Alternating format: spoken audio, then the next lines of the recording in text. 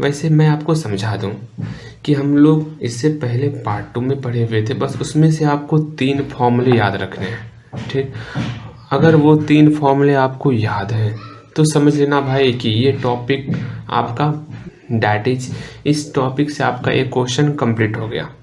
अब वो कौन से 3 फॉर्मूले हैं? पार्शियल डेरिवेटिव का ही वो फॉर्मूला है। भली भांति ध्यान से समझो। पहला फॉर्मूला जो आपको ध्यान में रखना होगा यही कि अगर कोई फंक्शन, जैसे हमको कोई फंक्शन एफ एक्स वाई दिया हुआ है, x square plus y square, अगर ये फंक्शन डिफरेंशिएबल है, इसका आप डिफरेंशिएट कर सकते हो। अगर विथ रिस्पेक्ट टू एक्स कहूँ मैं निकालने के लिए डी एफ बटे डी एक्स, तो निकाल सकते हो आप 2x plus 2y into d y बटे डी एक्स। इस तरह इसका कोई ना कोई रिजल्ट आएगा, मतलब ये फंक्शन डिफरेंशिएबल है। तब उस कंडीशन में ये फॉर्मूला लगाना है। अगर फंक्शन डिफरेंशिएबल हो उस कंडीशन में, ध्यान से समझना, अगर हमको दिया हुआ रहेगा ये फंक्शन जो है ना ए बी पॉइंट पर डिफरेंशिएबल है, उस कंडीशन में इस ए बी पर functional value f a b और ए बी का पड़ोसी, जैसे ये कोई ग्राफ है, यहाँ पर ए बी है, मतलब ये ए हुआ ये बी हुआ। अब ए का पड़ोसी ए प्लस एच और बी का पड़ोसी बी प्लस के, इस दोनों पड़ोसी के कारण जो पॉइंट बनेगा ए प्लस एच और बी प्लस के, इस पॉइंट पर फंक्शनल वैल्यू, समझ रहे हो ना? हाँ, पड़ोसी को भी ला रहे हैं। ठीक, फिर से ध्यान से समझो।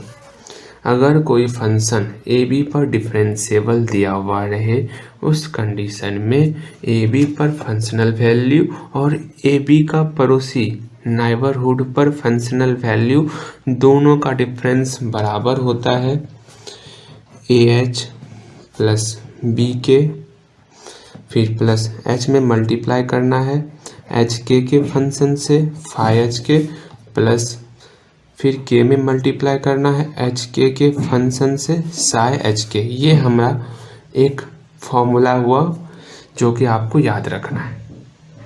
एक बार मैं फिर कह रहा हूँ भाई, ये फॉर्मूला आपको लगभग हर क्वेश्चन में काम पड़ने वाला है। मैं एक बार फिर से कह रहा हूँ, ये याद होगा तभी वो क्वेश्चन जो मैं बताने वाला हूँ सारा का सारा क्वेश्चन कंप्लीट होगा, बस इसी एक फॉर्मूले से जो कि हम लोग पहले पढ़े हुए हैं। ठीक है, एक बार मैं फिर कह रहा हूँ, ध्यान से समझो। अगर कोई फंक्शन डिफरेंशिएबल हो, उस कंडीशन में जिस पॉइंट पर डिफरेंशिएबल है ए बी पॉइंट पर, तो ए बी पर फंक्शनल वैल्यू और ए बी के पड़ोसी का फंक्शनल वैल्यू, दोनों का डिफरेंस बराबर होगा एच और के करीबन करीब 0 के बराबर है। ठीक है, a h plus b k plus h into phi h k plus k into psi h k. बस इसको आप किसी तरह अंतर्ग्रहण कर लो, बिकॉज अब इसको मैं प्रूफ नहीं करूँगा, पार्ट 2 में आप पढ़े हुए हो। ठीक है, हम लोग पार्ट 3 में बस 3 फॉर्मूले में बताऊंगा, उसको याद रख लो, कहीं कोई परेशानी नहीं। ठीक, सेकेंड फॉर्मूला जो आपको याद रखना है, ये फॉर्मूला कब लगाएंगे? जब एफ जो है मेरा डिफरेंशिएबल हो। ठीक, सेकेंड फॉर्मूला, अगर फंक्शन पार्शियल डेरिवेटिव हो। पार्शियल डेरिवेटिव समझ रहे हो? जैसे इसी फंक्शन का क्या है, function x square plus y square, इसका आप पार्शियल डेरिवेटिव निकालो, मतलब del f by del x. इसका मतलब हो गया कि एक्स के अलावा सारा टर्म कांस्टेंट, दैट इज सिर्फ एक्स के रिस्पेक्ट में कर रहे हैं, सिर्फ एक्स वाला टर्म ही वेरिएबल होगा, बाकी सारा टर्म कांस्टेंट। तो इसका 2x हो गया, ये तो 0 हो गया। सेम इसी तरह del f by del y, तो ये टर्म कांस्टेंट, ये वेरिएबल रहेगा, तो 2y इसका रिजल्ट आएगा। इसी को हम लोग डिनोट कर सकते हैं एफ एक्स, इसी को हम लोग डिनोट कर सकते हैं एफ वाई।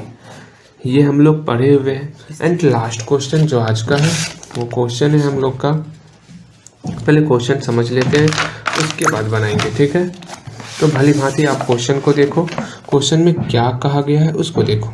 इस क्वेश्चन में कोई फंक्शन दिया हुआ है एफ एक्स वाई, ये function root under x y का मोड है। अब हमको दिखाना है कि ये डिफरेंशिएबल नहीं होगा।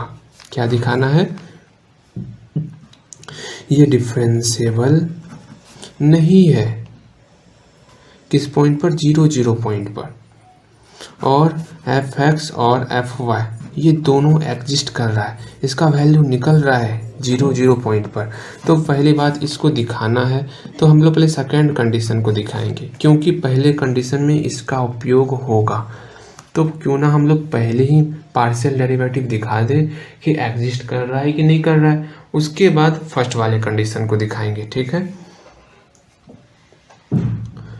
तो नाउ इसका डिफरेंशिएट कर लेते हैं। तो नाउ अब यहाँ पर हम लोग वैल्यू पुट करेंगे, किसका वैल्यू, फॉर्मूले वाला लिमिट h टेंड्स टू 0, मैंने बताया था ना फॉर्मूले को याद कर लेना है इसके लिए। पर तो यहाँ देखो क्या है, f पॉइंट है 0 0, तो f 0 0, इसका नेबरहुड f 0 प्लस h 0। बारी बारी से पुट करते चलो, क्या पुट करना है, कुछ नहीं, f h 0 माइनस f 0 0 का वैल्यू, अरे भाई इसमें पुट करो ना, x का वैल्यू 0, y का वैल्यू 0, तो फंक्शन 0 हो जाएगा। अरे यहाँ पे तो अगर y का वैल्यू 0 करेंगे तो ये भी तो 0 हो गया। तो लिमिट h टेंड्स टू 0, ये वैल्यू 0 हो गया, माइनस 0 बटे h, तो इसका ओवरऑल वैल्यू जो है 0 हो गया। डिवाइड करोगे तो 0 हो जाएगा। एंड इसी तरह हम लोग एफ वाई 0 0 भी निकाल सकते हैं, सिमिलरली वो 0 ही निकल जाएगा। Similarly f y 0 0 equal to 0 निकल गया। एंड अब इसका हम लोग डिफरेंशिएबिलिटी चेक करेंगे कि ये डिफरेंशिएबल है या फिर नहीं है। तो नाउ फॉर डिफरेंशिएबिलिटी, ठीक है। अब डिफरेंशिएबिलिटी के लिए मेरा फॉर्मूला है, अगर ये डिफरेंशिएबल होता, इफ फंक्शन इज डिफरेंशिएबल,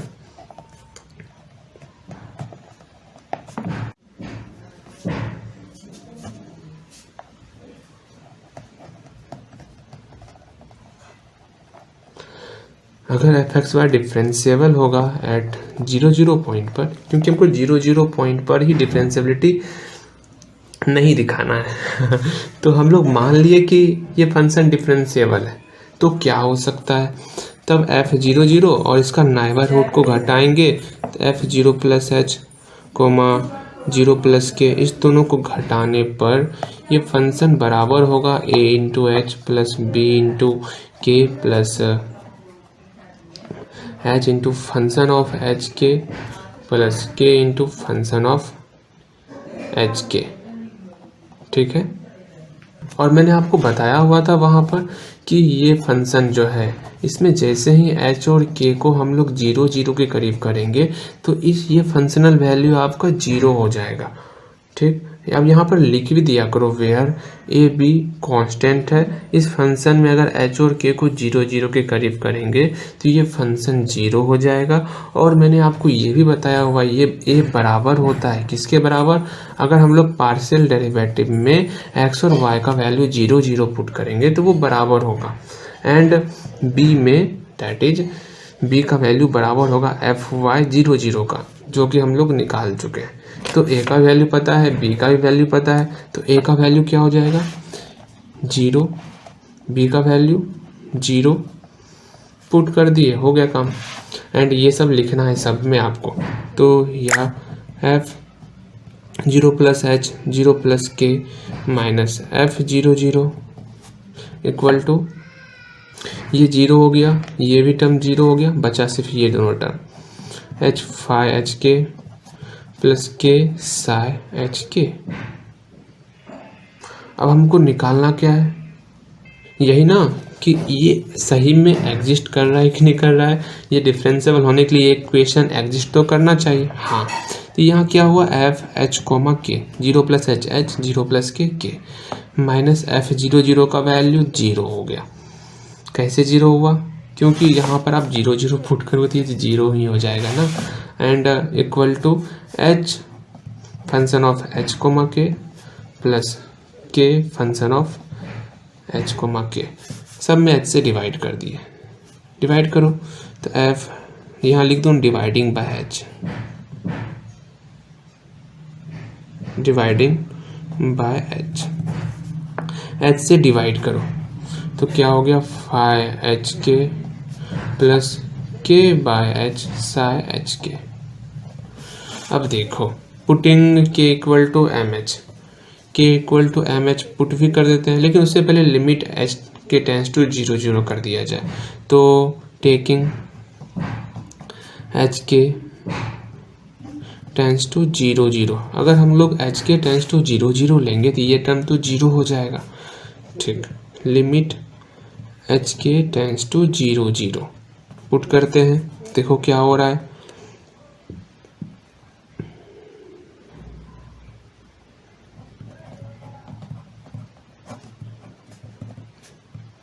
ये टर्म 0 हो गया, हटाओ इसको।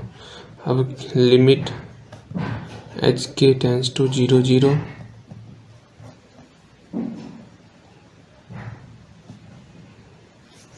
तो यहाँ हो गया के बटे H psi h comma k. अब putting k equal to m H, क्यों पुट कर रहे हैं के इक्वल टू एम एच पता है आपको? Putting k equal to m H इसलिए पुट कर रहे हैं, जो फंक्शन का वैल्यू है एफ एक्स वाई क्या दिया हुआ है, रूट एक्स वाई का मोड दिया हुआ है ना, इसको पहले एच के फॉर्म में लिखो आप। तो क्या होगा, एफ एच के का वैल्यू क्या हो गया, रूट एच कोमा के। अब k equal to m h put कर देंगे, के इंटू एच इंटू के है, अब के बदले में एम एच पुट करेंगे, देखो क्या होता है। लिमिट यहाँ पर इसका वैल्यू क्या है, रूट एच के जगह पर एम एच पुट करो, तो root h into m h बटे एच। इसमें के तो वही नहीं है अब, तो limit h tends to 0 equal to limit यहाँ पे भी के जगह पर एम एच पुट किए बटे एच, यहाँ पे भी psi h comma m h. चलो लिमिट एच टेंस टू 0, अगर के का वैल्यू रहता तो h comma k tends to 0 0 लिखते, क्योंकि के का वैल्यू हट चुका है, इसके कारण, किसके कारण, putting k equal to m h के कारण, के का वैल्यू एम एच पुट किए हम लोग। ऐसा करने से क्या हुआ वो देखो, काफ़ी कुछ चेंजेज आएगा। यहाँ पर एच स्क्वायर का रूट एच हो गया और root under m into h बाहर निकाल लिए।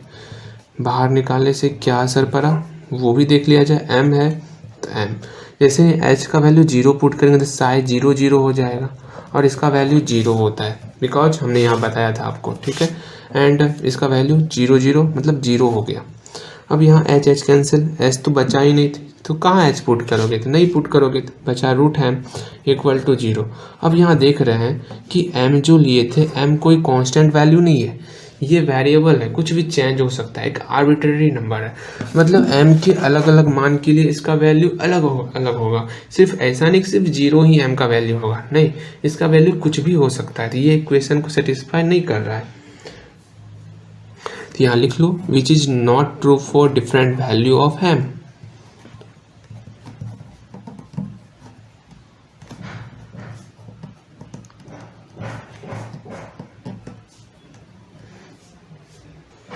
इसका मतलब फंक्शन जो है वो डिफरेंशिएबल नहीं है, इज नॉट डिफरेंशिएबल।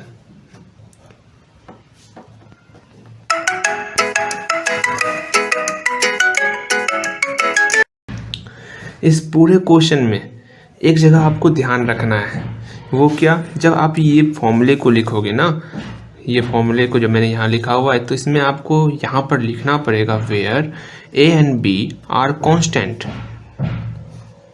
ठीक है, independent from and independent from, किससे इंडिपेंडेंट होगा, वो इंडिपेंडेंट होगा एच से, के से, फाई एच के से एंड साई एच के से, ठीक है। और साथ ही साथ जब हम लोग इस फाई एच के और साई एच के में limit h k tends to 0 0 करेंगे, एच के टेंस टू 0 0 करेंगे, किसमें फाई एच के में और साई एच के में, दोनों का वैल्यू 0 के बराबर होगा। इसको भी याद रखना है आपको, ठीक है। बस इसको ध्यान में रख लेना, बस, कहीं और कोई परेशानी नहीं।